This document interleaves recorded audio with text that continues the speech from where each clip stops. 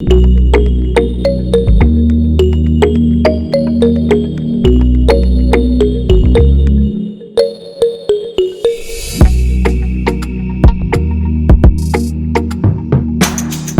an afternoon here in Uganda. So I welcome you to the Uganda Diaspora show here on Civic Space TV. That is an online station, and you can go to our YouTube channels or Facebook channel or Twitter and, be part of the many conversations that we have on Civic Space TV. Today, I can see we have quite a number, and allow me to recognize you. I see Miriam Kyomugasho, pleased to have you. Francis Kamuhanda, pleased to have you. Gordon Murangira, Henry Mayega, that is Ambassador Henry Mayega. We have Timothy, I do not know your other name, Dunlop Muramuzi. I'm very glad to have you, ladies and gentlemen, and let's get into it. But before we get into it, President Museveni recently made a trip to the United Arab Emirates, where he held a couple of meetings, not a couple, quite a number of meetings and engagements with different stakeholders and leaders in, of course, Abu Dhabi and the United Arab Emirates in general. And he also, attended part of the Abu Dhabi Sustainability Summit on matters of climate and socio-economic development. And before we can get into that, allow me speak first to the ambassador to brief us on the issues that happened when the president visited United Arab Emirates. Now, we understand it is the first cross-border official visit this year for the president. Now, Ambassador Henry Mayega, if you could unmute quickly, just briefly tell us what was the reason the president was in United Arab Emirates, what was the purpose for his visit, and give us, paint a picture for us, what took place and what you might need us to know. Well, many thanks, Lynn, for yet another opportunity. But quickly, as you say, the president was invited by the U.A.E, his counterpart, the president of the U.A.E, to attend the Abu Dhabi Sustainability Week, which is a yearly event. And the focus of that week is to look at ways of ensuring that the effects of climate change are mitigated. So he was invited in that capacity, and we had over 50 heads of state that attended the meeting in Abu Dhabi. So he was officially here because he had been invited by his counterpart. But of course, there are quite a number of other things that occurred during his presence. One of them was a meeting he had with the ruler of Sharjah. This country has got 7 Emirates. One of them is Abu Dhabi, there's Dubai, you have Sharjah, and quite a couple of others. But he also met the emir or the ruler of Sharjah, and they discussed quite a couple of things, including signing MOUs, 2 of them, and again strengthening the cooperation that does exist between Uganda and the U.A.E. But besides that, we also organized quite a number of investors, both existing in Uganda and others who are potential, with an interest to bring FDIs into our country. So he also had that meeting, which was done in Abu Dhabi, and we think that those meetings were very helpful because shortly after the expo had attracted close to $3 billion US dollars in terms of investment, foreign direct investment. So when we add the possibility that others are going to come to Uganda and invest, probably that number will be pushed up. Now, of course, he received a petition from the diaspora, the Ugandan diaspora here, which is very instrumental in as far as the mobilization of diaspora for investment in our country, as spelled out in the various development plans of the country. And of course, there wasn't time for him to meet with them, but he took the petition with him from the diaspora. And so in brief, those are the things that happened. Those are the meetings that he had in this part of the world, which I believe that will strengthen our political bilateral relations, but also promote the economic and commercial diplomacy for the benefit of Uganda. Right. Thank you very much, Ambassador, for that. And in that regard, we have a team from the United Arab Emirates from different corners that are joining us today as our audience this afternoon or morning, depending on where you are. Gordon Murangira, I understand you are the leader of some of these people, and I would like you to take and mute. Introduce some of them if you have to, but also now that we have the ambassador with us, I expect you to maybe put some questions forward to the ambassador, and let's see how we can engage the ambassador. Gordon, please. Thank you, Lynn. Thank you so much to the other attendees. Greetings from Abu Dhabi. I happen to be here in Abu Dhabi, the capital city of the United Arab Emirates. With me, joined there is Agaba Hannington. He's in the attendees, and Madam Gladys. I invited them to be able to share some of their experiences as well, just in case they have something Komugisha they want to share that I cannot, so they'll be able to share it. Thank you so much, Lynn, for this organization, Madam Miriam, and the Honorable Ambassador. Your Excellency, thank you so much for being here as well. Now, I will come in late. I just wanted to have a few questions that I would love to put across to the ambassador. Please go on. Some of the challenges that we are facing as Ugandans, most especially here in the diaspora, in the U.A.E. We have had for a long time cry over our girls who come to work in as housemaids, and they are mistreated.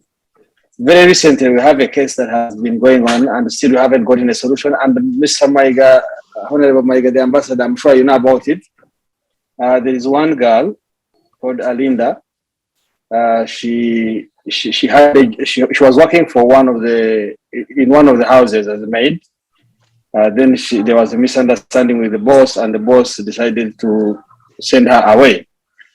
After sending her, she didn't allow to give her the passport. She retained the passport of the lady.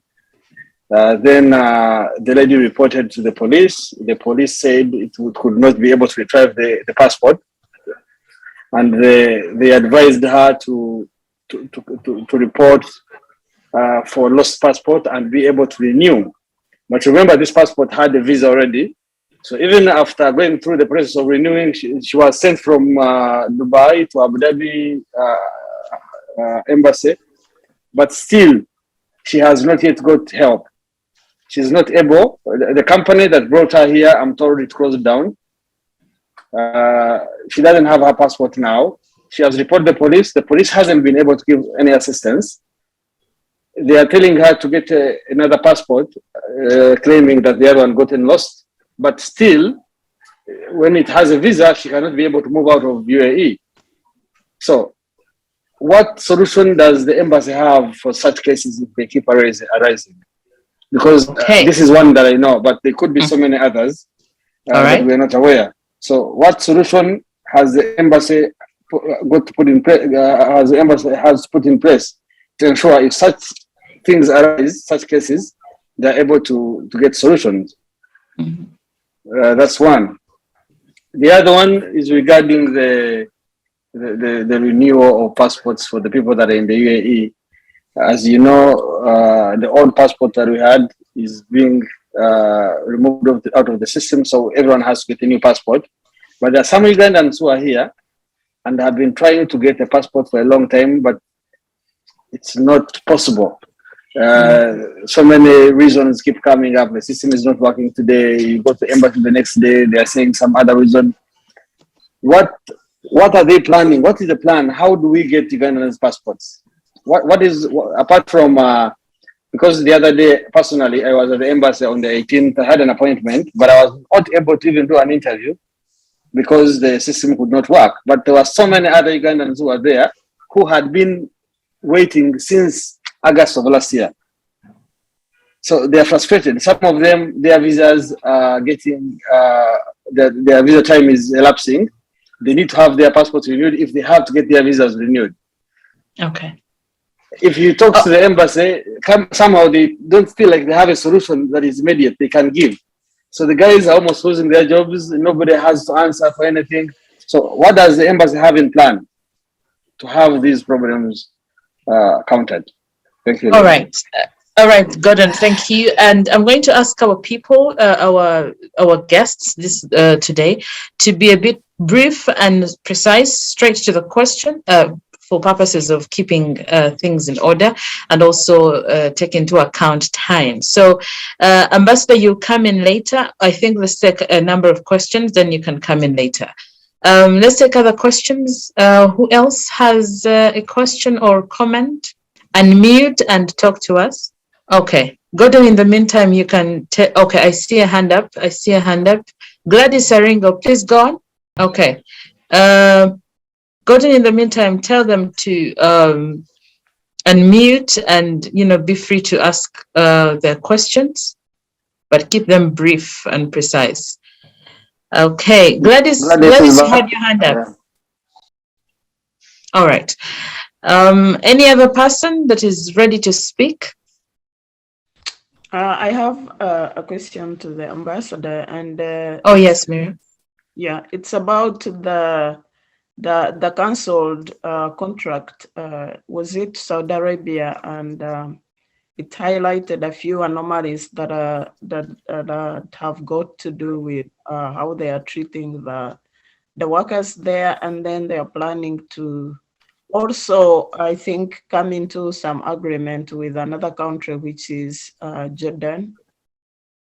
Does that mean Uganda is trying to expand the facilities, especially, the government, the Ministry of Gender, increasing the number of staff and government infrastructure for people there who can attend to the needs of the Ugandan workers who are going there? And secondly, I think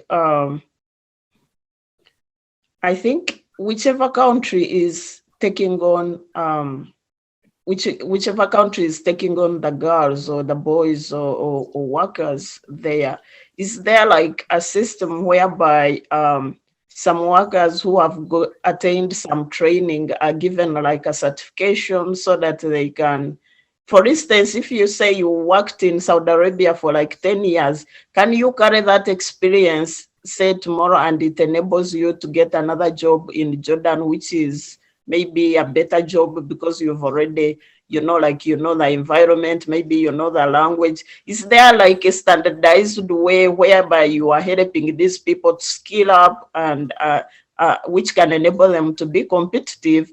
Because so far the Middle East is attracting so many workers from across the world. And some countries like in Latin America, they are training the people to, they give them the basic skills, and then they have like a certification and to go and work, and that makes them more competitive in the work environment. So is there any structure in Uganda whereby these workers, these girls who have attained some experience, who have been skilled, some training of sorts, are given like a standardized certification, say in home care, maybe in children, maybe being a nanny or doing housework or being a data agent or something like that, which they can use to apply for jobs and make them competitive in the workplace? All right. I think, Ambassador, you're taking note of these questions. Gladys, now that you're here, can you unmute and speak to us? Or if there's anybody else that has a question, I urge you unmute, then speak to us. Thank you, Lynn, and yes, Francis. His Excellency the Ambassador. Happy New Year. Happy New Year to you too. Happy New Year to you too. Yeah, my concern is about in 2022, 2021-22, there was the need to review the 2005 employment for immigrant workers in Uganda by Ministry of Gender, Labour and Social Development. So that because there were contradictions with the anti-trafficking law in Uganda, so that we have them streamlined and then we have everything aligned properly for our immigrant workers. I don't know, we don't have an update about that because everything has been in draft since then. And then Minister of Gender had said it will establish a regulatory and monitoring mechanism. So I would like His Excellency the Ambassador to update us on that and how it is being used and how far the civic education has taken place in Uganda to ensure that every Uganda who is coming out is well equipped or in the know of those existing instruments. Because recently I was talking, for example, to a district community development officer, and nothing has been in place so far. Thank you. Okay, thank you, Francis. Another question, Gladys? Yes? Hello? Hello, Gladys, how are you? My concern is about the visas of the Ugandans, that they are being rejected. I don't know if the embassy knows something about it, because whenever they apply for visas for Ugandans, they are being rejected, and some of the companies now don't want to hire the Ugandans. I just have some of my friends that were in Starbucks, for example, and then they were supposed to renew their visas. Most of them were cancelled, and they were told to either go back home or if they can try other countries. So it's like, I'm just wondering, is it like U.A.E. no longer needs Ugandans, or is there anything that the embassy knows that we don't know? Because it's really frustrating right now. Okay. We are so scared, like we are getting out of chances of getting jobs in companies. Thank you. All right. Thank you, Gladys. Any other question before we give the ambassador space to speak? Timothy, Ellie, anybody? I want to assume those are some of the questions so far that have come in. Ambassador, if you are set, if you have your questions, if you've had these questions, I noted down a few of them. Girls who come to work as housemaids, the problems that they have endless problems, and the case in point, Alinda, her documents were confiscated. Is there a possibility of a lasting solution? Okay, renewal of passports for United Arab Emirates, is there an immediate solution? Gordon says there's been issues, it has delayed. One has cancelled contract migrant workers. Miriam was asking cancelled contracts for migrant workers. The other is, are the workers certified? Do they have like a certification to further their careers? And then Francis was asking a review of the 2005 employment of migrant workers by the Ministry of Gender, instruments that are in place to ensure that our migrant workers are safe. Gladys is asking, visas are being rejected by United Arab Emirates from Ugandans. So some of those are some of the questions I picked. Ambassador, please take it away. Part of the reason why we run these diplomatic missions is to mobilize the diaspora. Apologies, Ambassador. Let's have Gladys mute her microphone. Gladys, kindly mute. We are getting some feedback. Okay, thank you. Ambassador, please go on. I was saying that the diaspora, part of the reason why we exist as missions, because we are charged with the responsibility of mobilizing them for development, developing our country. And so they are particularly important in as far as developing our country is concerned. Secondly, the U.A.E. is home to 100,000 Ugandans who live and work here, and the majority of them actually are in Dubai and neighboring Sharjah. And that's why, in the wisdom of the government of Uganda, a consulate was opened here in Dubai. This diaspora in the U.A.E. contributes or remits annually $800 million US. That is definitely a plus to the economy of our country. The other one which I would like to mention before I delve into the questions that have been asked is that Uganda and the UAE signed a memorandum of understanding about or on labor externalization, bringing all sorts of people here to work in these places. It is very common to enter malls, airports and so on, and you find Ugandans working there, really very diligent people as far as their work is concerned. And we don't have a problem with such people who are working in malls, those who are working in airports, those who are working in supermarkets. Just across the road where I live here, there are 2 Ugandans. One of them works in the gym as a cashier, and some 2 others work in the supermarket. So you can see that these numbers are very important, both for the national economy and also personal development. And we have, as I said before, 100,000 of them, and we want to register them so that we get to know exactly who is where and who does what. The category where we are finding a lot of problems are actually maids. Those are the ones, in the majority of cases, yes, there could be others working in other places that are having issues in as far as visas are concerned, and passports and treatment and so on and so forth. But the majority of the cases that we are receiving, both at the consulate and the embassy, are actually in the category of maids, those who are referred to as domestic workers. Because in those domestic homes, we can't really be so particular in as far as monitoring them is concerned. Now, having said those, I just want to say that that MOU that Uganda signed with the UAE in 2019, December, is due for renewal.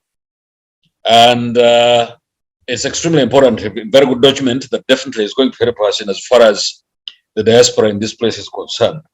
Because it spells out, as I said in our earlier conversations, the length of the contract, the name of the job, the amount of pay somebody is supposed to be given, the health insurance issues, and so on. It spells out all those things.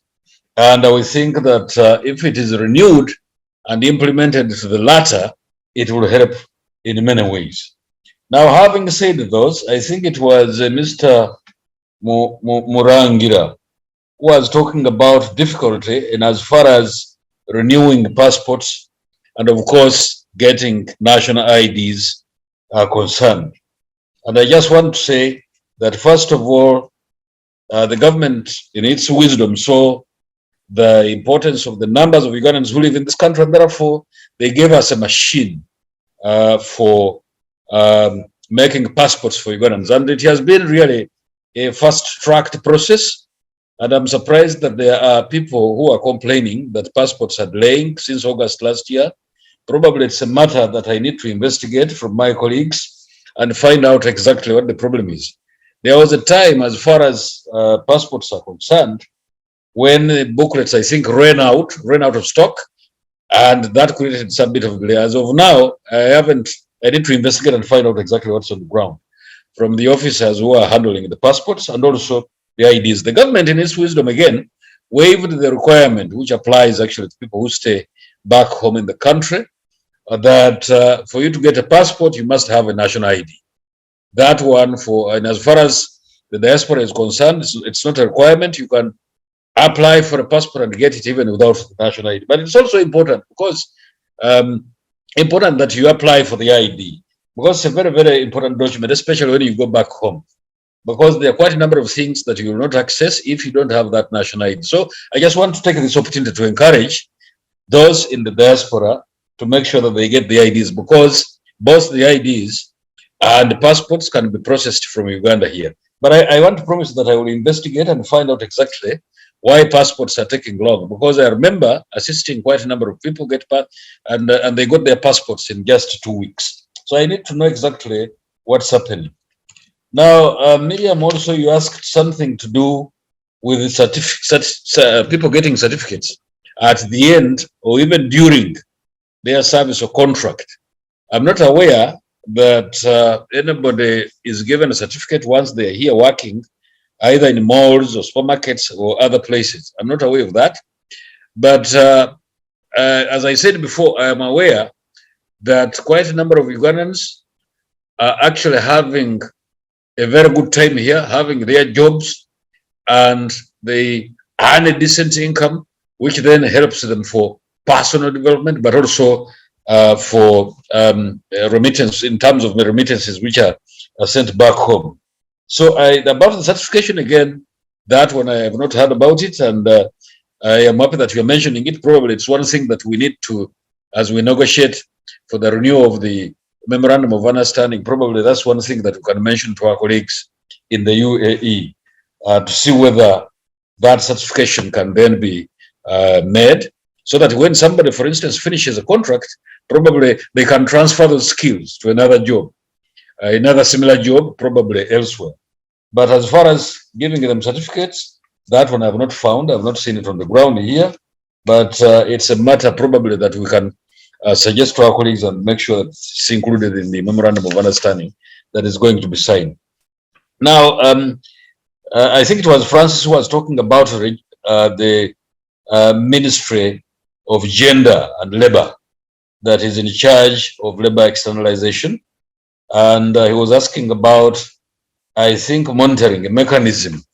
What I know is that there is no law which has been put in place. There is one which is in the offing as far as labor externalization, because last year I remember a committee of parliament is working on a private member's bill in order to come out with a law on labor externalization. That one I know that is going on, and there is a lot of consultation with the Ministry of Labor and all other stakeholders. And I believe that probably in the near future we're going to have this law. Now, in as far as the Ministry of Labor and the Ministry of Gender and Labor, which is the equivalent of the Ministry of Human Resources and Emiratization in the U.A.E., is currently running a policy on labor externalization as to whether it is actually as effective as Ugandans or people in the diaspora would have wanted. I think we need to check on its veracity. I'm not very sure about whether I can point a finger to the effectiveness of that policy. What I know is that quite a number of companies, I think in the course either of last year or the other year, the year before, that is 2021, were actually suspended because they were doing things to do with the labor externalization, not in accordance with the policy of the ministry. And so I think the solution is going to be multi-pronged. One, we must have that MOU renewed because it has expired. We must also probably revisit it so that we increase its tightness in as far as labor externalization is concerned. We also probably need to tie the loose ends in as far as the policy of the Ministry of Gender and Labor so that it becomes as effective as possible. But on the other hand, it is that law which is in the offing, and it is already on the floor of Parliament, but in draft form, bill form. Probably when it comes out, it will also help to strengthen these areas of labor externalization.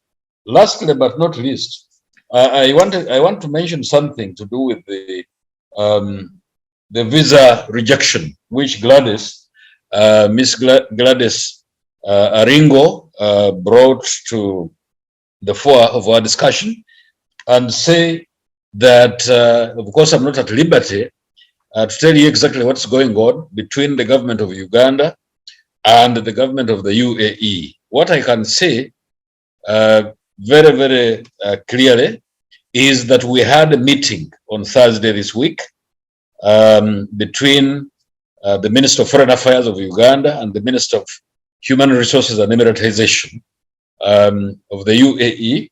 to try and work out a way forward, which will make it very, very comfortable in as far as the Ugandan diaspora in the U.A.E. is concerned to have their visas renewed. I'm not at liberty to divulge the discussions because we are having another meeting this coming week. And we believe that in due course and probably pretty soon, we will come out with some position in as far as these visas are concerned. We are negotiating, that's all I can say. And we believe in the process that it is going to yield results that are going to be beneficial to all Ugandans who are working in this place. But I also want to tell Ugandans that, especially those who come to work as mates, I think that's where we are having many of these problems, because self-evaluation is extremely important. Once we don't do self-evaluation, there is going to be a problem. We are having most of the problems coming from the maids who come to work in the UAE, and I believe even in the rest of the GCC countries. That category of maids is the one which is causing us a lot of problems. Those who work here as domestic workers is the group where we're having most of these problems, because one, we cannot monitor exactly what's happening. Two, you don't know whether it is actually the employer who is the problem, or it is actually the person who is being employed, the employee, as a domestic worker who is causing problems. So it becomes extremely difficult. And all these things are being discussed by us and the government of UAE. And in due course, we believe that those discussions are going to yield results. Thank you very much, Lynn. Okay, thank you very much, Ambassador. I see hands up, and there's a question you missed, I think, from Gordon, about a lady whose documents were confiscated, and they're getting lots of those issues from many people. And yet again, you are mentioning that the most problematic of them are the housemaids. Yes, they are very much affected. And he's asking, could there be a possible solution, lasting solution to these issues, people having their passports and documents confiscated even after they have lost those jobs? Lynn, I didn't skip that, but I didn't want to divulge, as I said, at the end of my submission. I didn't want to divulge because all those things are tied in the discussions that we're having with the UAE authorities. I don't want to divulge information, but we're trying as much as possible and as quickly as possible so that these things are sorted and everybody becomes comfortable. Because UAE has been a very good destination for Ugandans, because people have been coming here making their money, and it has been very comfortable because the laws also protect actually those who work as domestic workers and the rest of the diaspora. So we are really working round the clock to make sure that this yields results. Okay, thank you very much, Ambassador. I see a hand up. Francis, okay. Francis, please unmute and ask a comment. Oh, thank you, Lynn, and thank you, Ambassador, for the insight of what is exactly on what government is doing. But I do have a series of concerns and then a solution. Number one, yes, it is right for the maids to do self-evaluation, but it is also important for the government to give comprehensive guidance, so that the guidance you give is what will enable somebody to do a self-evaluation. Then, in line with that, whether you say you are still studying whether it is the employer who is the problem or the employees themselves, but for me as a Ugandan, whether Ugandan has done wrong or not, my responsibility is first to defend the Ugandan. Then, of course, then I condemn them for whatever they have done. I will give you an example. Recently, you heard when Green was jailed in Russia because of a drug. The country had to go in first, defend its citizens. So I want us to look at it from that point. And you are aware, in the Middle East, by nature, they have never ruled out the idea of having slaves in their homes. And that is an outdated method that we need to educate our people and for you also to be aware of, so that even when in the MOU that is being drafted or renewed, it is taken care of. How do we make sure that these two cultures are going to work together and each one is respecting each other's values and norms against the international standards? Then I would also suggest, Ambassador, there is nothing for us without us. I would suggest that as you are going to review this memorandum, it would be important if you consider us, all the people who are facing the challenges as stakeholders, to also review, to also participate, so that they can remind you that, oh, I think in this clause, there is X, Y, and Z that was left out. Then lastly, this is a solution. You are talking about the numbers, like not very sure of how many people are outside there. This is what I would suggest, Ambassador, which would be a genuine solution. Number one, these organizations that export labor are well known. It would be important that as they board people on a plane to go out, they upload the list and the details and the particulars of those people to the portal in the Ministry of Labor, Gender and Social Development. And they also upload to your portal as the ambassador, so that you know so much people have come, they are going to this country, they are going to this country. And these companies that are putting them in different houses deployment, they should have addresses for those houses where they have gone to. And also those ones should be uploaded to the embassy's portal, so that you know that Francis has been deployed in this house. Once maybe my contract is done or I have issues, then you again, like such a thing, that mechanism will help us and will streamline, because provided we have not put comprehensive measures to exhaust all provide employment to the youth, more will continue going out to look for greener pastures. Thank you. All right, thank you, Francis. Gordon, I see your hand up. Yes, Lynn, my hand is up. I just wanted to just supplement or try to correct Mr. Francis on something he mentioned about, you see, in U.A.E, we have two types of Ugandans who come here to look for jobs. There are people who come through companies, and there are people who come on their own. So, according to Mr. Francis, he's assuming that all people that come to U.A.E come through companies, which is not the case. So what I think the embassy should do in this case is to ensure that, put a system where every Ugandan that comes to U.A.E to look for a job has to first report to the embassy and register. Every Ugandan that comes through, whether you have come through company or you have come on your own on a visit to look for a job, because some people finish school and get on the next plane to U.A.E to look for jobs. When they reach here, some of them get lucky, they get the jobs and they start working. So there is no specific company that has brought them apart from their own. So if the embassy, if it is possible to put up a system where whichever Ugandan comes here in the U.A.E to look for a job has to first get registered with the embassy, so that we can know we have a certain Gordon is somewhere in the U.A.E doing this and this. Those who are on this visa, the embassy should be able to know that certain amount of Ugandans are in U.A.E looking for jobs. Those who are employed and working, the embassy should also be able to know that certain people are working and they're doing such kind of jobs. In that way, they will be able to track because see, the other challenge that we're not mentioning, which we have to find out how it happens, is how some people that are not Ugandan, for example, Nigerians, end up with Ugandan passports. You find a Nigerian with Ugandan passport. If this guy does crime, they put the crime on Ugandans. Today, the other challenge that we're facing is the too much crime that is happening being done by black people from Africa, or people who have the same melanin like mine. So when these guys, the authorities get these guys, if they catch you, they will look for your details. So they have checked your passport, they have checked whatever documents that you have that can tell who you are. Then they find most of them are Ugandan. But in actual sense, some of these guys are not Ugandan.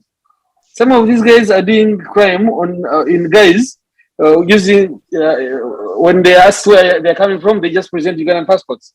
So that now Uganda looks like another, because we have had some challenges with Nigerian nationalities, people from Nigeria doing crimes, and so now Ugandan is getting mixed up. Can the ambassador be able to give us, if he's aware about such cases, or how does it happen, and how can we ensure we put a stop to this? All right, thank you, Gordon. If you can type in the chat box, you can use that chat box to put your question or comment forward. I see Agawa Hannington says, I'm at work and unable to record. My question though is, other countries like the Philippines have negotiated minimum salary for their country people. How is our government ready to face this challenge in terms of underpayment of Ugandans, or even denial of payment in some cases? I have seen cases where people who do the same job and different salaries. Please make use of the chat box because we are actually, our time with the ambassador is almost fast spent, but let him react to so far what has been put forward, and then I think we'll have to close it there. I beg your pardon. Ambassador, please. Miriam, Lynn, thank you very much for again this opportunity. I straight away, foreigners using passports of Uganda. It has been a very big problem. Even before I came to the U.A.E, where I was in China for 5 years. Again, Ugandan passports were, I'm not going to name names. Diplomatically, I'm not supposed to. But Ugandan passports, even in China, were very easy to get. Don't ask me why, you know our problems. But all I want to say is that the e-passport, which has just been introduced, I think is going to answer a little bit of those questions, those concerns. As to whether its veracity will be 100%, let's discuss that one. So, but in my view, the e-passport is going to answer a few of those concerns. Secondly, because as I mentioned before, the memorandum of understanding actually answers many of the concerns that have been raised by various people, because it talks about the location of the job. First of all, before somebody leaves the country, they are supposed to have the job offer already given. Yeah, that is number one. Number two, the location of the job should be spelled out according to the memorandum of understanding.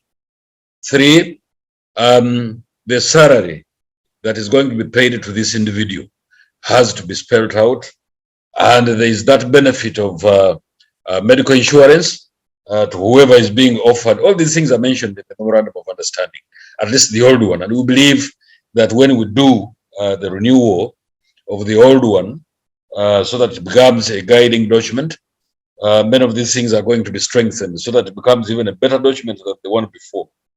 Now, all stakeholders to be consulted, I think that came from Francis. I definitely have no problem with that, that all stakeholders, Ministry of Gender and Labor, the Diaspora, specifically here in the U.A.E, but also in other countries, where in the Middle East, in the GCC countries, a majority of Ugandans are actually employed in Saudi Arabia, followed by the U.A.E. Saudi Arabia, I think, has about 140,000 Ugandans who work there, and then the U.A.E has about 100,000. The number keeps increasing by the day. The last count which we made last year was about 100,000. This year, probably it will go to something like 120. I'm not very sure about that. So extremely important that all stakeholders have to be consulted. The diaspora leadership in this country, I think, has raised the bar and demand that they should be consulted about this document as we talk about it. There's no problem with that as far as I'm concerned. And but I want to go back to the issue which I raised earlier quickly. And Francis, of course, has also hinted on it, namely the one of self-evaluation, extremely important. I specifically brought it up in as far as the maids are concerned, but all of us, irrespective of whether you're a maid or not, as long as you are working in these foreign countries, you must observe the law. And I just want to be brutal with the facts. I want to tell you something that happened, for instance, at a place called the Union here in Dubai, where Ugandans gave, the Ugandan, people who came here probably as on tourist visa, and then eventually probably they thought that they would get employment eventually, and those jobs didn't come easily by, and then they found themselves in overstay, and so they found themselves meandering at that union, which is in the middle of Dubai. And then quite a number of them were caught undressing, girls undressing, can you imagine? Undressing in an open area like the State Square in Kampala, and others were having sex in that place. And you think this country can allow those kinds of things? So that's why I brought this thing in good faith, that we have to discuss this thing and make sure that self-evaluation becomes key to whoever is staying in these places, especially here in the U.A.E and in the rest of the GCC countries. Extremely important that people do self-evaluation. When you come and you get a job, make sure that you value it, but also behave in accordance with the laws of the country. Thank you very much, Lynn. Hey, yes, Ambassador, thank you. There was something in the chat, but I think this is part of what you'll be, the nitty-gritties you'll be handling in the MOU. Talk about salary disparities, especially for the same, he says some people are doing the same job but earning different money. And then even different countries. Philippines are, have negotiated a minimum salary for their country people. He was wondering if the same can be looked into. But I also have Eli Tash. Eli Tash, your hand is up. Please unmute and ask. Yes, good evening, everyone, and thank you so very much, His Excellency Henry. First of all, I just want to say that we have had a good and positive things about you wherever you have been. So thank you so much, and we are so privileged that you are now here handling the diplomatic issues. And we have faith in you and believe that even the visa problem that is really an issue at hand right now, you will handle it the first priority in that MOU.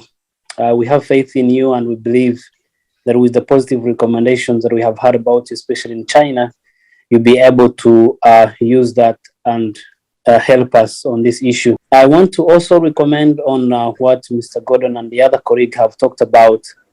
Is there anything that you have in pipeline for the integrated system for those who have the visas to change into the residence visas, those who are looking for jobs? Is there any system that you are looking at to integrate it, to register them, for example, in the consulate or in the embassy in Abu Dhabi, to see that at least there is something that we can, an umbrella that can track them out and know that these people are looking for the job? Because at least now we know that there are specific visas that people get for status change, especially for those who are looking for the jobs. Is different for only people who are visiting and going back. So that would help us to know that these people are either registered and they can be monitored and they are known by the embassy. Secondly, as you have promised us that you are going to investigate about what is happening in the passports office in Abu Dhabi. But could you also help us that as you do that investigation, also help us on investigate on the working culture for our embassy workers, especially in the passport committee department, to see that at least we try as much as possible that these workers remain on international standards and see that they deliver services in a manner that is so good. Because what we have observed is, for example, one case that I would use as a reference is, for example, if someone missed his or her appointment for a certain reason, and you are told that you can come back next time and we'll give you a priority. But when you come, especially at 10 o'clock, they tell you, no, you were supposed to be here before 9, so that we send your names to Kampala to first verify, and then we'll be able to put you on the list to work on you today. But this is the second time this person is appearing here. And then you're missing the second time on your appointment. And imagine this person has moved from Goifat or Alain or Northern Emirates, which is far. He cannot make it before 9. So could you please help us and also investigate on that issue? How best can we help those people who miss their priority, their first appointment, that they will be helped without reporting before 9 o'clock? Because it is a big issue for those who are coming from far.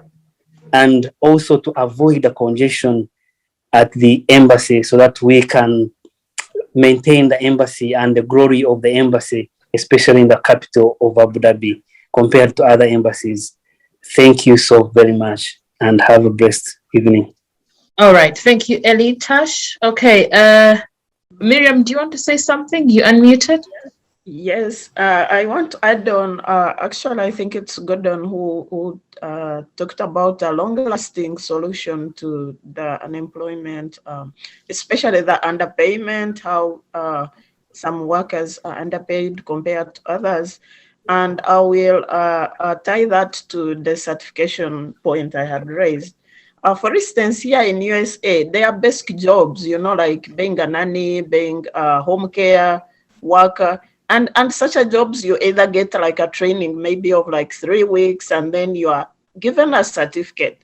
So these agents, which employment agencies, for instance, which bring people, which hire people and give them basic skills and tell them about their jobs and do contracts with their employees, it's something small they can add on a small certification and say the worker you are getting today has basic skills in childcare, or maybe basic skills in attending to the elderly, or nursing, or mechanic, or whatever it is.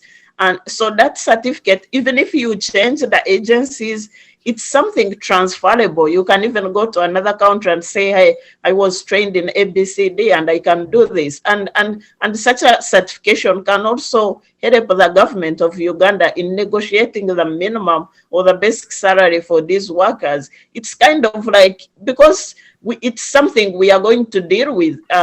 Taking workers to the Middle East looks like something we are going to be dealing with in the long run, and we are dealing with a big number of workers. So it's planning going forward. I think it won't hurt if you put like some infrastructure which can enable these workers be competitive, which can also be good for their empowerment. If you know that, for instance, I have a certificate to be a home care attendant or being a nanny for 10 years, and I have certain skills, it's easier for you to go and negotiate better pay to the employer who is taking you up. And it builds confidence in employer-employee, so they know they are taking in someone who has skills, and it can be a reference, especially if they misbehave. You can go back to that certifying agency or the employer, someone who recommended you, and say, hey, the worker you brought to me is either unqualified or is misbehaving, and how can we address that? And that could reduce the violence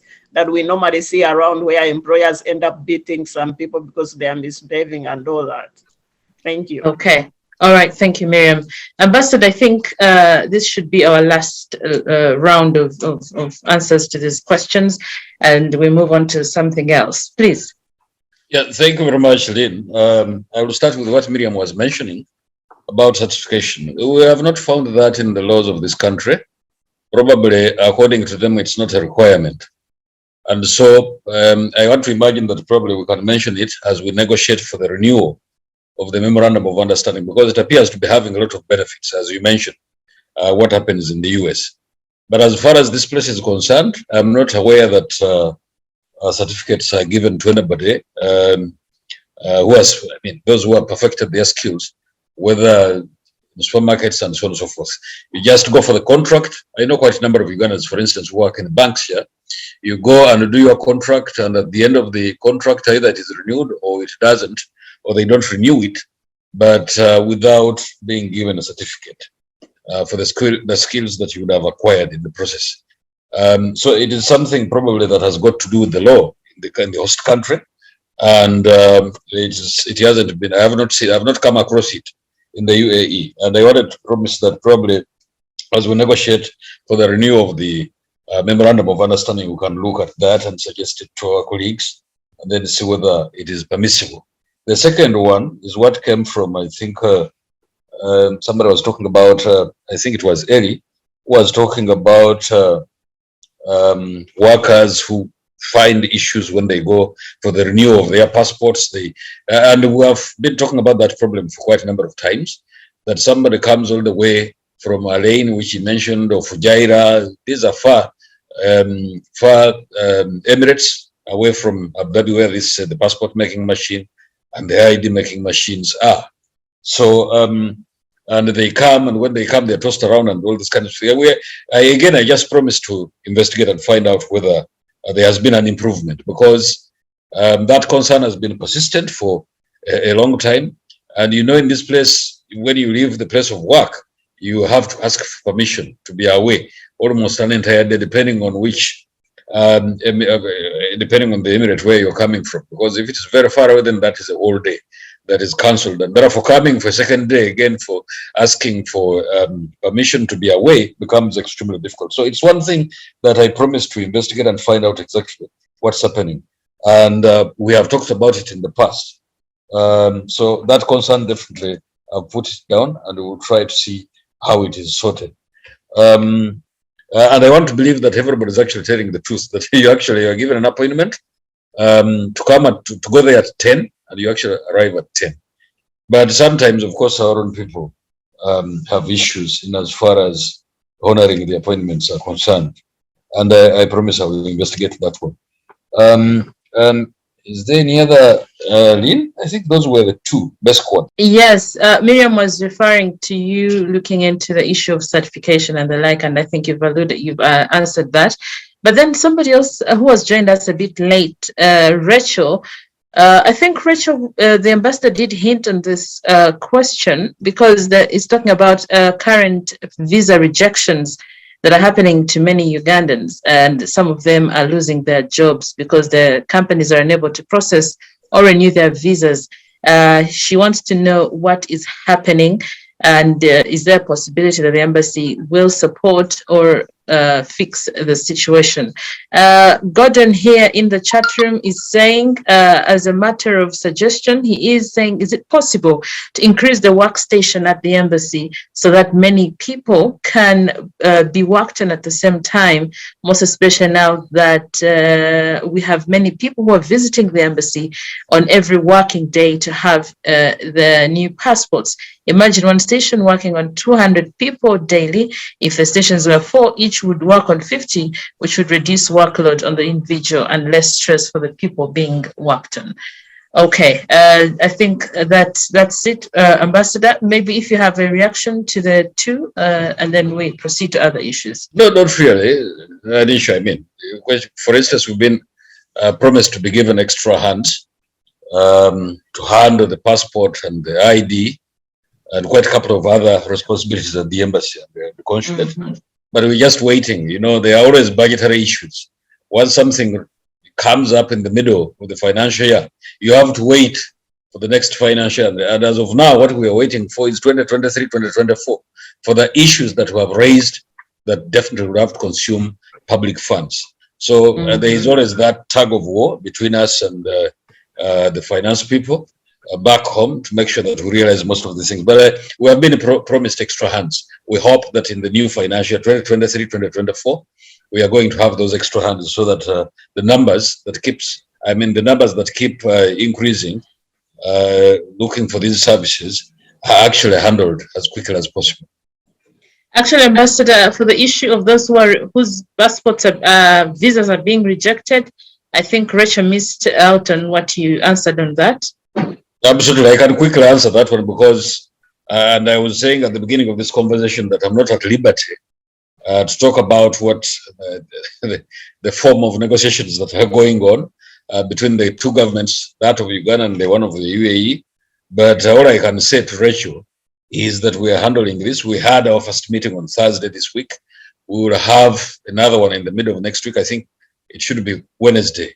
And we believe that probably after those consultations, we will have worked out some way forward in as far as visa renewals are concerned, because the numbers are they keep rising almost every other time. There's so many Ugandans whose visas are stuck in the process, and yet if they are not cleared, then people will be in overstay and they will pay fines and probably they will go to prison and so on and so forth. We are negotiating on all those things, and we believe that once the way forward is worked out, we'll let Ugandans know. All right. Thank you so much, Ambassador. And thank you, our audience, for today. I urge you, and as you've heard from the Ambassador, maybe we shall have another time in future, sometime later.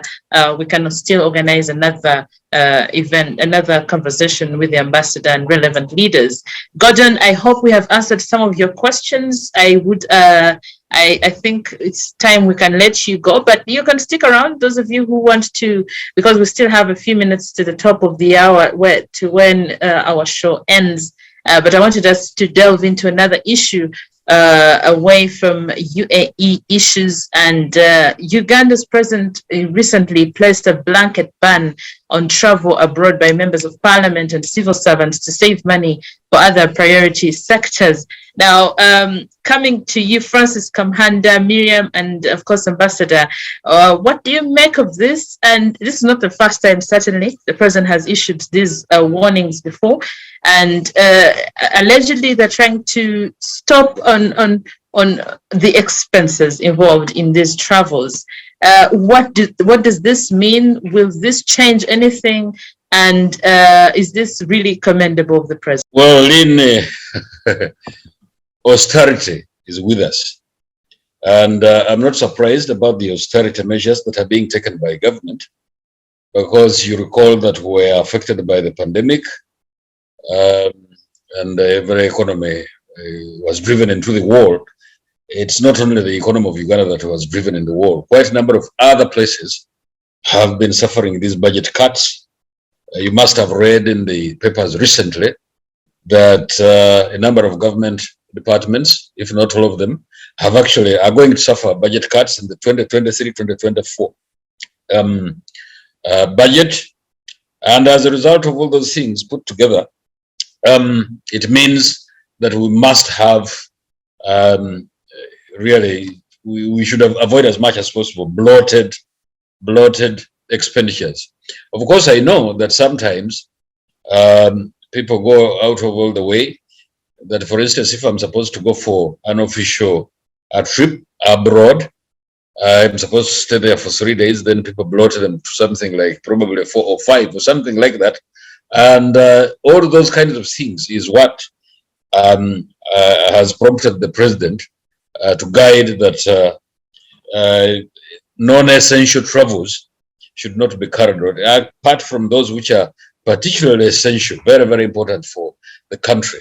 So I want to believe that he has done this in good spirit, and I believe that money is going to, because his reasoning was that since we don't have enough money, non-essential travels shouldn't be carried out, so that we save the money that should have been spent on those kinds of travels on things that are beneficial to the people of Uganda. That is the reasoning, the spirit in which the president guided. So I want to believe that these measures, the austerity measures that the president or the government of Uganda is taking, for purposes of ensuring that the economy remains afloat and that money is put to where the mouth is, exactly where we as Ugandans are going to benefit.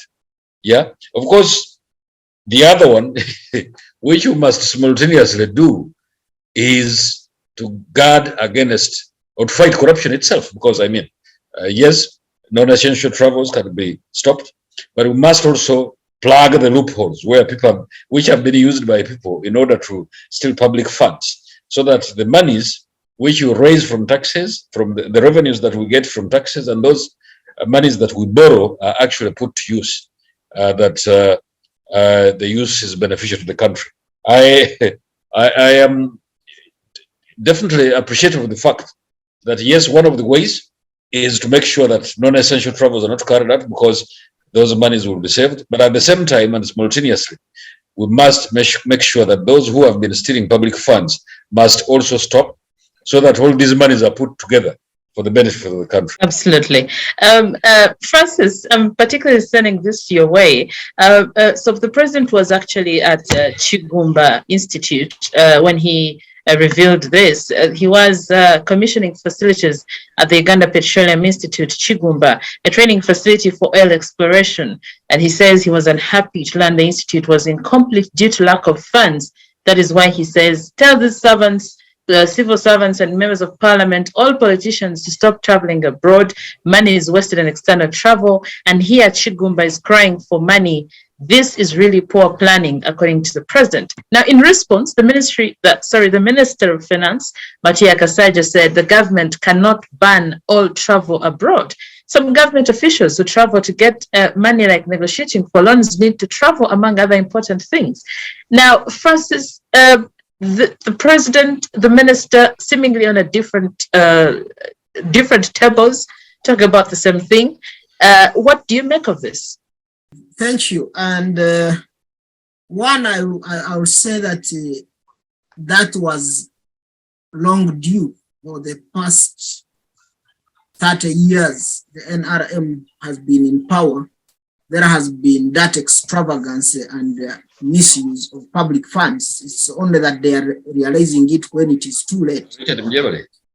And I still remember in 2017. Ambassador, and sorry, Francis, to cut you short. Ambassador, please kindly unmute yourself. We can hear your conversations. Okay, fantastic. Go on, Francis. Yeah, in 2017, I remember when Parliament sat and then was increasing the per diem most prominent officials from $520 US to 720, and then the junior staff from 320 to 520. We thought this is unacceptable, but as I would say, most of the government officials have always taken advantage of the loopholes in the laws that the government has or that we have, and then they make it more of business. And generally, most of the problems that we have in Uganda, including land evictions and so on, that's where it stems from. For me, I would call it some kind of theft at an industrial scale.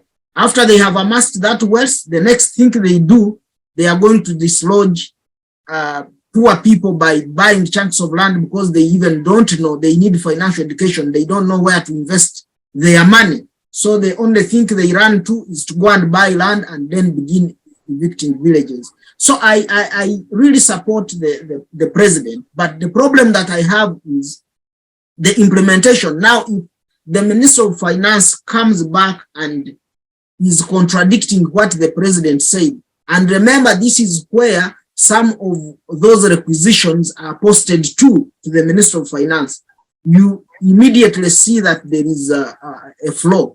And that speaks to the failure or the collapse in the institutions of government.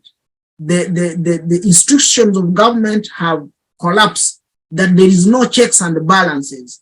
Much as he has said, and he has said so many other statements like that, and they have come to yield nothing. These are huge, good statements, but nobody will follow. So this is already, I would welcome for sure if the will of government and his staff was not ill. That was a positive way that was long overdue. But because I highly doubt whether the integrity of Kaseja himself, who could fail to interpret an agreement between an Exim Bank in China and the government of Uganda and led to heavy loss and just walked away with it, whether anything will work out.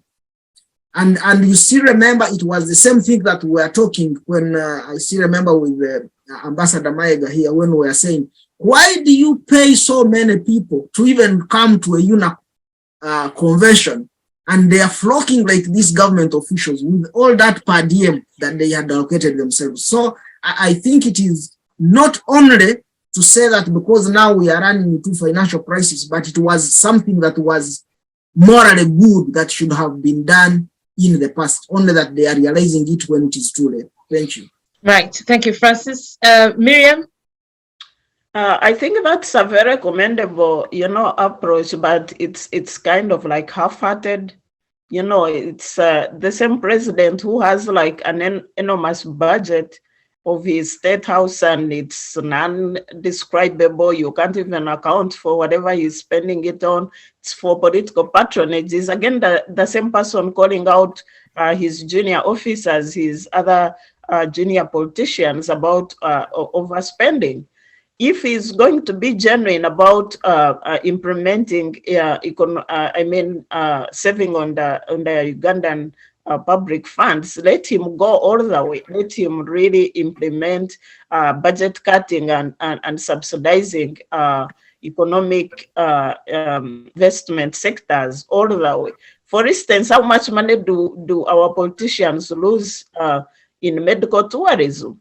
This is something that can be curbed. This is a lot of money that can be used to invest in healthcare back home, but we see a lot of chunks of the Ugandan taxpayers' money being spent on treating the politicians abroad.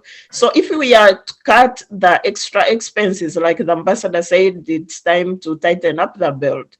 Can we do it across board? Can we cut out all that extra expenditure which is unnecessary? For instance, why do we have RDCs? Why do we have a bloated parliament? Why do we have a bloated public administration service number. All these things are not necessary. We have seen like extra expenditure on the politics more than on the economic development, and that has been like a disabling factor on our economic growth, and it has been going on for a long time. I'm glad the president is waking up, but he's waking up half-heartedly. I wish he can go all the way.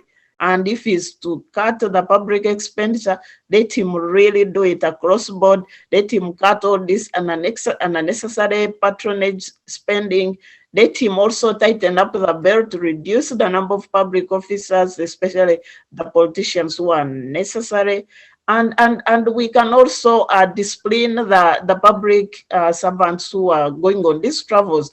For instance, you know, there was the recent United Nations General Assembly meeting in New York, and those meetings, there are people who lobby for third world countries, who come in and lobby, who are trying so hard to ensure that the African or the poor countries are getting enough services they deserve for at the global level. But then they are frustrated when they see, for instance, the Ugandan representative, was it the VP? She attended that meeting with everything, including her kitchen staff. I mean, all that expense. You understand that for the VP attending that assembly is a necessity. But does she have to carry the cook, the hairstylist, the whatever, even the cut and whatever? I don't know how much we can discipline, whether it's a kind of an indiscipline or it's a form of corruption, like Francis said. It's not about cutting the travel. It's about creating the expenditure channels which in areas that matter. Can we have like a financial discipline across board? Can we retain officers who, can we empower on officers, public officers, to maintain a hygienic financial discipline that doesn't hemorrhage the taxpayers' money? For instance, if you invite a minister to go and attend a conference which is very key in investment and it's necessary, like Mataya, the finance minister said, do you need 9 or 100 people to escort you to such a small venture where you can take maybe 2-3 staff and then they make policy presentations and come back home? So it's not about, you know, forbid this general blanket, don't travel, don't do this, but it's about trying to really apply the whole policy across board. If he really wants to save the taxpayers' money, let him apply the whole, cut out all this unnecessary expenditure, close the offices that are duplicated everywhere and not necessary. All these convoys we see of public officers which don't make sense, all that is extra expenditure, and it's actually hypocritical of him come and say, oh, we are cutting expenditure on foreign travels when he's leaving all this baggage back home unattended to. All right. Thank you, Miriam. Now, relatedly, you know that the World Economic Forum has been going on in Davos, but it closed yesterday. We had some heads of state from different African countries going there, and of course, different delegates from Africa. We, most importantly and notable for me, was the fact that we saw President of the Democratic Republic of Congo, and that is His Excellency Felix Tshisekedi, in Davos, and he was on one of the panels, and he had a Rwandan spokesperson on the same panel, and they went head to head with each other on issues of the Eastern DRC. Why I'm saying it is related, because we have all our leaders, most of our leaders attend these world forums, world conventions, name it, seemingly to just, you know, enjoy some moment away from you know, official duties, and perhaps do other things that they seem, you know, personal to them. They never do these events really. Do we ever get anything out of it? But quickly, I want to pick your comments on what he said. He said that he blames entirely Rwanda for the insurgency in Eastern DRC. And I know we have discussed this previously, but taking this to the world stage means a lot for the DRC, but also means a lot for the East African community. I want to pick your minds as we begin to come to an end of this show. I want to begin with you, Ambassador Henry Mayega. Taking our problems to the world level is like washing our dirty linen in public and hoping that somebody's going to be helpful and, hang it somewhere and hide it under the bed or something for us. But will this have any impact at all on what is going on in Eastern DRC? Ambassador, if I think he's probably busy or something. No. Okay. I'm with you. Yeah. Okay. I hadn't unmuted. But I was going to say that sometimes when you have a boil on your skin, you just take a pin and you prick it. It doesn't matter whether the public is there or not. Having said that, and probably that's what, if you can compare the two, the boil and then what happened in Davos between the two leaders, it's already in the public domain. There isn't much that you can hide because both countries are actually getting arms from the international community because they don't manufacture their own. So it is already a known fact that these countries are at loggerheads. But at the same time, I am not at liberty as a diplomat to side with any because our neighbors, they are our neighbors, and we have so much to do with the politics between the two countries because they're part of the East African community. And I don't know, maybe tomorrow I will be ambassador to one of them. So I'm not at liberty to say anything that shows my side or my impartiality, or is it partiality actually? I'm not at liberty to do that. But all I can say is that in the spirit of East African community, it is extremely important for us to find solutions to the conflict between the two countries. I just want to say that for a very long time, the DRC, which was by that time called Zaire, and Mobutu Sese Seko Ngbendu was Abanga as president, had suffered for a very long time. I will skip the history of the Belgians, what they did in that country. It was so sordid and bad. But I will skip all that history for purposes of ensuring that we have enough time to discuss the rest of the matters concerning this subject. What was happening in the eastern part of that country, the DRC, was that there was no effective government. And so it became a hideout of so many rebel groups, including those fighting against Uganda, fighting against the government of the DRC itself, and fighting the government of Rwanda. And I think the smartest of all those who were being affected by that virtue was our country, because initially, yes, we burnt our hands there when we went in without permission, but this time, the U.A.E administration was very smart because what they did was to ensure that we get into the DRC, but also in agreement with the government of the DRC, so that we pursue the ADF, the hot pursuit that is currently going on. Because that place, even the UN was there in the eastern part of the DRC, and they failed to nip in the bud the rebel groups that had been operating in that part of the DRC.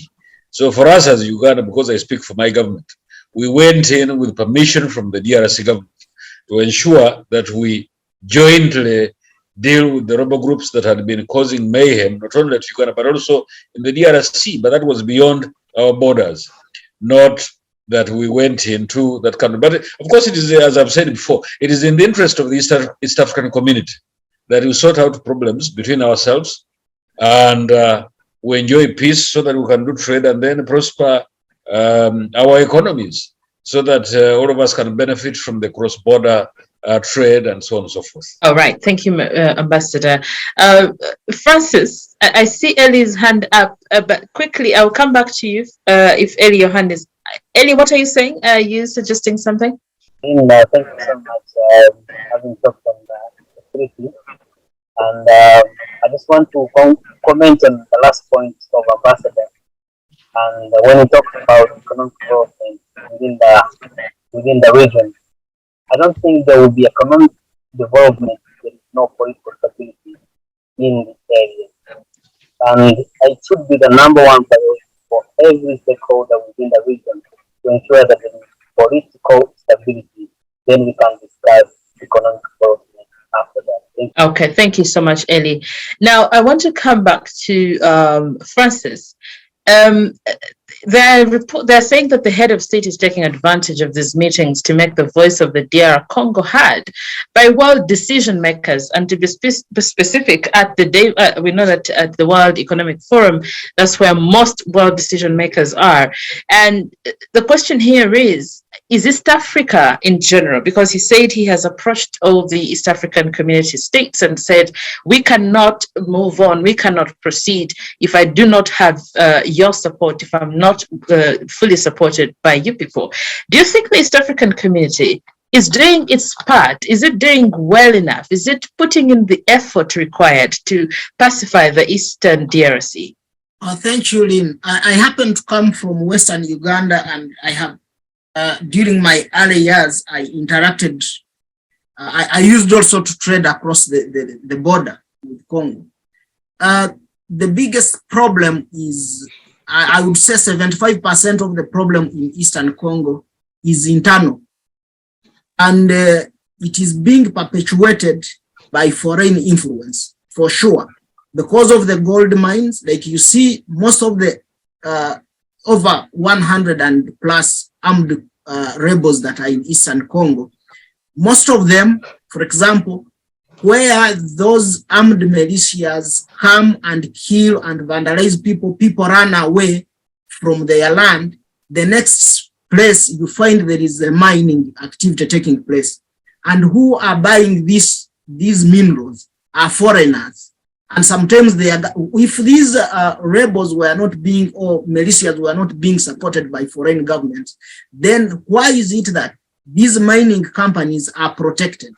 And then when they want to expand the mining, because this is hard truth, they again move to another village and vandalize it. So to me, I still believe that, for example, if foreign influence moves out, and we also first leave the Congolese to internally try to sort out themselves as communities, because most of the, almost 75% of the armed groups are tribal based.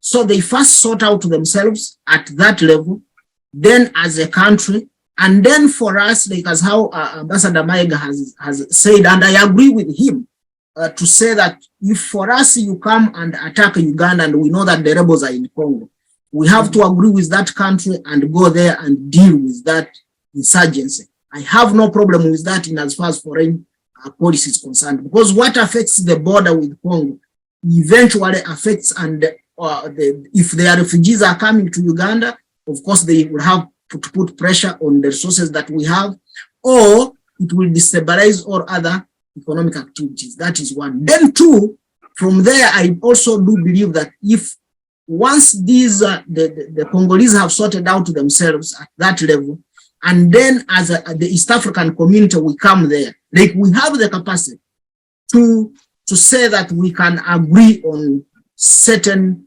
benchmarks as a people of the East African bloc, and we solve the problem. If the foreign influence puts their hands off, for example, I'm sorry, I'm not a fan of UN, but when we were still young, this is what we would do. When two people are going to fight, we would tell the rest, don't tell anybody. You come, we even go and hide them. Then we say, okay, now fight. And we begin watching them. Then we say, okay, now for you, no, don't box this one like that. That is exactly what UN is doing. UN is a warmongering. That one I can speak to it. Because once they claim they are keeping peace, but they are watching when people are killing each other like no man's business. But then after the other activities that proceed, you can't believe it. Like when Uganda was constructing the road, there was a lot of issues, even including here in America. How will it be funded? How will it be sustained? And yet we are aware that once there is a clear lane of communication like a road, it comes with the development. If there is a response that there has been a problem, if soldiers are to move, they will move very fast. But of course, with this failed system of Congo, I will give an example. Recently, last week, I think, last week, there was a bomb blast in a church. Yes. At Kasindi. But My brother had gone there because we do some trading there. But the issue is, it took about 18 hours for any security person to come around and see what has happened. So that is the kind of issues that are within Congo themselves. And for me, if you ask me, can the international community solve that problem? The answer is no. Apart from fueling the problem. But if the international community completely withdraws from it, and then we take it back, like as I have said, and then after it becomes an East African community question, chances are high we can resolve it. Even whether Rwanda is backing some of the rebels, yes, we can still, as an East African community, sit and resolve it. Thank you. Right. Thank you, Francis. Miriam, do you believe we are doing enough, or is Felix Tshisekedi, President Felix Tshisekedi, putting on from his submission at Davos, I thought he was trying to be a Zelensky of sorts, taking issues to the international scene for everybody to, come to his rescue. Yeah, I think when you are chased like by an animal, it doesn't matter where you cry out to, as long as you get the help you need. By the time the president of DRC is crying out there for help, I think it's a sign that the internal mechanisms that have been are being implemented, and some have been implemented before, are not working enough. I can't say they have failed, because like the EAC process has just begun. So it's still baby steps. Maybe it needs to be improved on. But it also shows something else. As an East African community, as a whole, as a regional body, it has so many weaknesses. For instance, you can't compare it with SADC or the West African community, which has mechanisms to really intervene in internal conflicts and resolve it locally without involving the international powers to like UN and other countries. East African communities, when you look around, half of the East African community members are at war in DRC. That's Uganda, maybe some Rwanda, and maybe some other parts of Sudan. Since Sudan is right in conflict, you can't know whether South Sudan interferes in DRC or not. And the key issue is like what Francis has said, they are going there for resources. DRC is a hub of every other type of resources that would benefit these East African countries. And most people trade with DRC, not because they are like state agencies and they are going in to cause war, but it's normal to trade. Like Francis, who lives in a border with the DRC, they are trade partners. They are natural trade partners with the Congolese. But the issue is the states, the presidents we have today, whether it's Rwanda or maybe DRC or maybe Uganda, they have taken a habit of using DRC to enrich their own DRC conflict to benefit their own countries in a way or the other. So the current outburst from Chekeda, actually, I think there was some issue with a cancelled contract of the gold which Rwanda was taking from DRC, and then I think DRC is taking it to U.A.E. or something like that. But it's about resources, bottom line resources. Then we also have undefined borders as an African problem. It's not only a DRC problem. So this is where you find that there are some Rwandese who live in DRC. There are some Ugandans who live in DRC territory. So we have like these cross-border conflicts going on, and they've been there for years, on and on. And I think to cut the long story short is the solution for DRC, for I think we need an intervention like what happened in Somalia.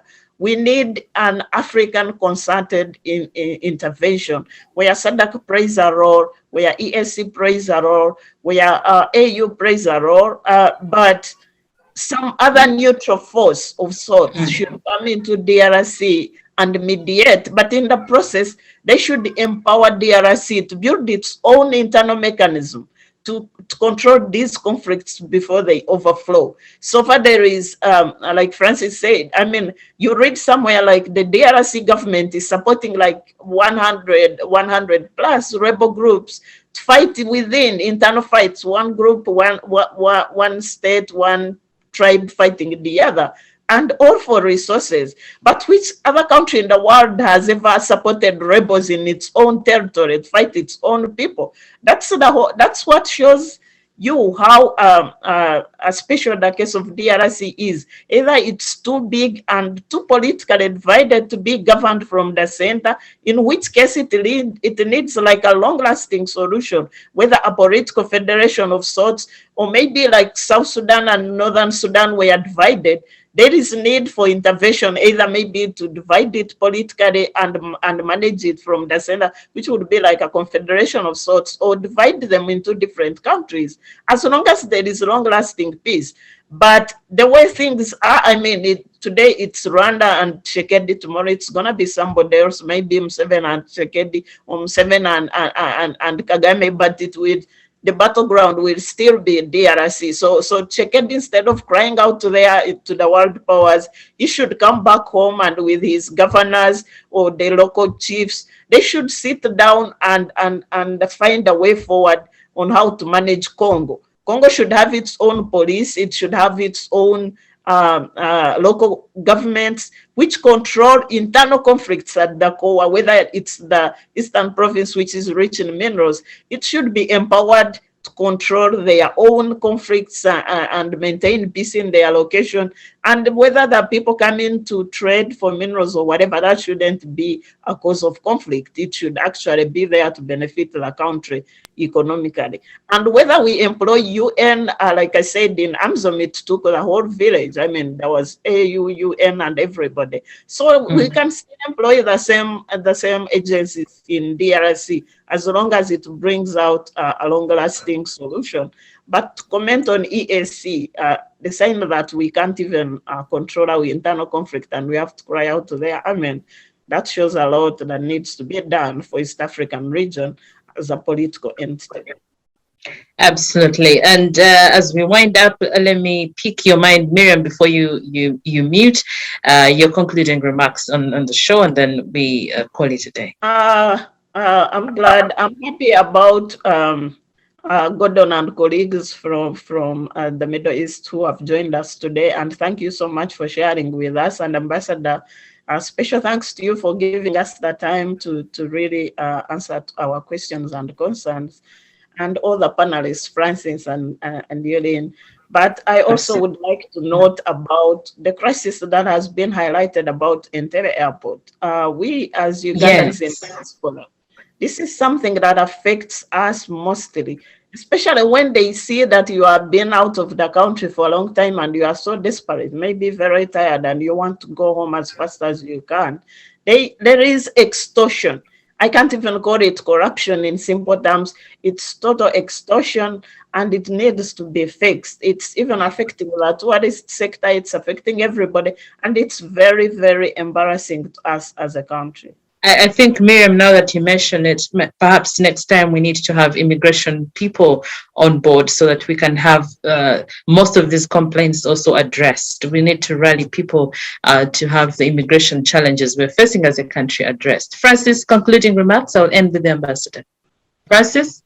Okay. I think he left, even the ambassador left. There he is. Okay. Thank you, Lynn, and the ambassador and the other panelists, and Murangira and his team. Yeah. I would recommend for sure for the Middle East question, our people will continue going there to work. We should keep discussing with open mind and get resolutions on how we can always handle and keep each other in the loop. Absolutely. Then when it comes to the East African community, I still believe that if we consolidate our efforts, we are in a better position to solve our problems. And as I have always said, Entebbe Airport is our signpost. If you find the sitting room dirty, you can't bet on the bedroom. So, Ambassador Mayega, we have to clean the mess. And that's why I would even recommend, by the way, this is by the way that when they arrest people and they are Nigerians with our passports, you can also always drum it that you can go there and give interviews if they don't know any of, most of the people, at least they know Uganda and so on. If they don't know, then, by the way, did you know that America has a full ministry to deal with the Nigerian question? Thank you. Ambassador, we're concluding with you. Entebbe Airport is an entry point into our country, and therefore, because we've been hearing these stories of extortion, as Miriam calls it, and it's actually extortion. We've been hearing those stories, how people who are coming to these places, especially in the Middle East, are asked to part with 500K in order to be allowed onto the plane, and we're complaining about these things. So I'm happy that actually people are now being harvested as a result of that. That is number one. Number two is that Miriam, I understand the U.A.E is this year in Dallas, my city. I will make it a point to come over so that we can have more discussions about those which affect, issues that affect Ugandans. Ambassador, we're trying to cut down on foreign travel expenditure. No, Ambassador, use your personal money. I will use my personal money. Very important, yes. And attend. So it's extremely important because the diaspora in the US has always inspired me about how they do things. And I believe that we can pick quite a number of examples that can be applied in the U.A.E. Thank you so much. All right. Thank you so much, Ambassador, for making time to actually listen to some of the community leaders in the U.A.E. and have some of these answers, or rather questions answered. But I also understand that you're following up on some of these issues that have arisen. Thank you, Miriam. Thank you, Francis. And thank you, Gordon, and your team for making time. We hopefully can always follow up on such conversations. Thank you, and have yourselves a wonderful weekend.